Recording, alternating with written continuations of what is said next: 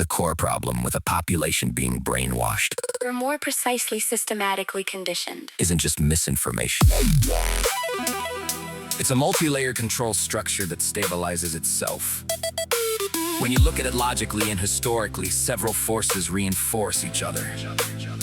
Human behavior follows a basic survival algorithm. If people believe their food, job, family, and routine are stable, their brain suppresses disruptive information.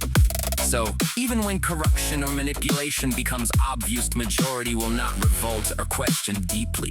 Historically, this pattern shows up in empires from Rome to modern states. In the past, propaganda was simple.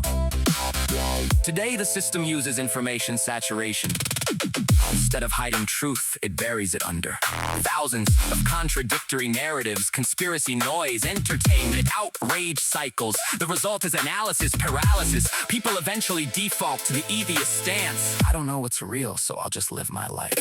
This is a psychological exhaustion strategy. Humans are tribal animals. The fastest way to control thought is social consequences. If questioning something risks losing friends, losing job, being labeled crazy, online mob attacks, then the majority will self-censor. You don't need total censorship when people police themselves. Modern systems create constant dopamine feedback loops. Examples: social media, validation, pornography, entertainment, addictive food, gambling mechanics, and apps. These keep attention focused on short-term pleasure instead of long-term truth-seeking.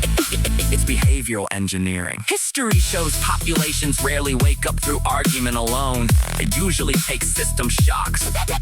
There are 5 that repeatedly trigger mass awareness. 1, economic collapse. When the financial system fails, comfort disappears.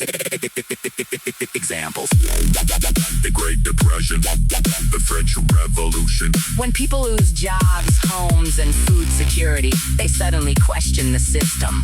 Comfort gone. Compliance drops rapidly. Too visible corruption exposure. When corruption becomes undeniable and widely provable, trust collapses.